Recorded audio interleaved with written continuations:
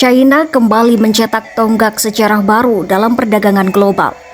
Untuk pertama kalinya, surplus neraca perdagangannya tembus angka 1 triliun dolar AS atau sekitar 16.700 triliun rupiah.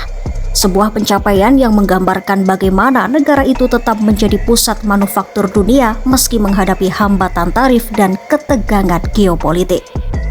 Surplus ini adalah selisih antara ekspor dan impor. Selama 11 bulan pertama tahun ini, ekspor China mencapai 3,4 triliun dolar, sementara impor turun menjadi 2,3 triliun dolar. Hasilnya, Beijing menikmati keunggulan perdagangan yang bahkan belum pernah dicapai negara manapun di era modern. Sejak Presiden AS Donald Trump meluncurkan tarif besar-besaran pada awal tahun, tarif yang ia sebut sebagai timbal balik, AS berharap adanya penurunan ekspor China. Pada puncaknya, beberapa kategori produk dikenakan tarif hingga 145%. Namun yang terjadi justru sebaliknya. Alih-alih terpuruk, eksportir China mulai mengalihkan pasar mereka. Pengiriman ke Asia Tenggara, Timur Tengah, Afrika, hingga Uni Eropa meningkat tajam. Hubungan dagang dengan Amerika Serikat melemah, tetapi pasar baru tumbuh jauh lebih cepat. Setelah kemenangan Trump di Pilpres 2024, strategi diversifikasi ini semakin agresif. Banyak perusahaan China bahkan memindahkan pabrik ke negara seperti Vietnam, Indonesia, Meksiko, dan Ethiopia, sehingga produk yang sejatinya buatan China tetap bisa masuk pasar AS tanpa terkena tarif.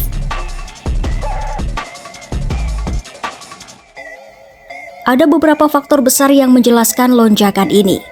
Pertama, ledakan produk teknologi dan kendaraan listrik. Ekspor barang teknologi tumbuh lebih cepat dibanding ekspor umum. Mobil listrik China misalnya, kini merebut pasar yang sebelumnya dikuasai Jepang dan Jerman. Tahun ini saja, lebih dari 6,5 juta unit mobil diekspor. Chip, semikonduktor, dan panel surya juga melonjak. Meski masih tertinggal dari AS dalam chip canggih, China kini mendominasi pasar chip untuk sektor industri, otomotif, hingga medis. Kedua, dominasi di rantai pasokan global. China menguasai 60 hingga 70% pasokan logam tanah jarang dunia, bahan penting untuk baterai, jet tempur, komputer, dan smartphone. Bahkan 90% proses pemurniannya dilakukan di China. Dengan kontrol ini, negara lain sulit menemukan alternatif. Ketiga, mata uang yang relatif lemah.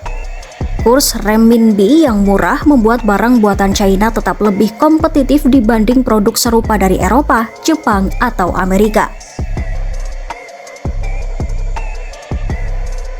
Meski tarif Trump masih tinggi, rata-rata 37% untuk produk asal China, strategi rerouting perdagangan bekerja sangat baik. Ekspor China ke AS turun hampir 29%, tetapi pengiriman melalui negara mitra justru meningkat. Contohnya ekspor melalui Indonesia yang melonjak hingga sepertiga dibanding tahun sebelumnya. Ekonom Zichun Huang menyebut tren ini sebagai peralihan rute perdagangan yang kini lebih kuat daripada dampak tarif itu sendiri. Hasilnya, perdagangan global berubah tetapi tidak merugikan China, justru memperluas jaringannya.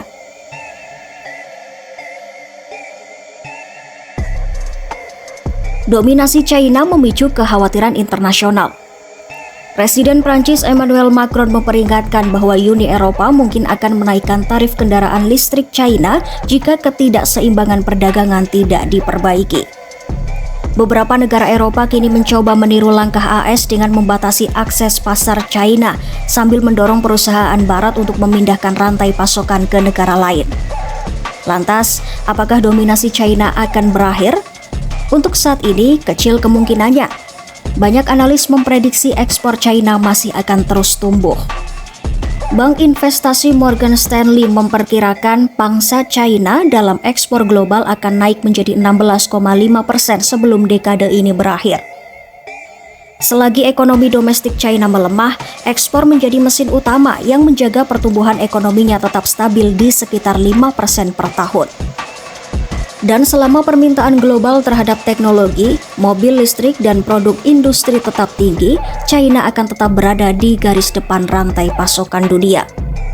Tarif Trump mungkin dirancang untuk menahan kebangkitan China, namun strategi itu gagal membendung aliran produk made in China ke seluruh dunia.